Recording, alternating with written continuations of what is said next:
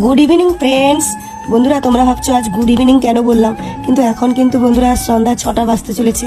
দেখো হালকা হালকা সন্ধ্যা হয়ে আসছে, তাই বললাম গুড ইভিনিং। দেখো প্রথমেই দেখো চলে এলাম মহাদেব মন্দিরে। প্রথমে শিবকে তোমরা দর্শন করে নিও, তার সঙ্গে দুর্গাও দর্শন করে নিও।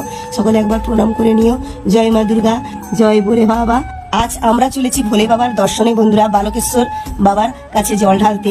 আমাদের বাড়ি তো তাজপুর বলেছিলাম, তাই আজকে তাজপুরে জল ঢালা অনুষ্ঠান। সঙ্গে দেখো শিব দুর্গা কিরকম ডান্স করছে, কলিযুগের শিব দুর্গা কেমন লাগছে প্লিজ কমেন্ট করে জানিও। ছোট ছোট ছেলে মেয়েরা সেজেছে। আর পৌঁছেও গেলাম, পৌঁছে আমরা সবাই জল ঢাললাম।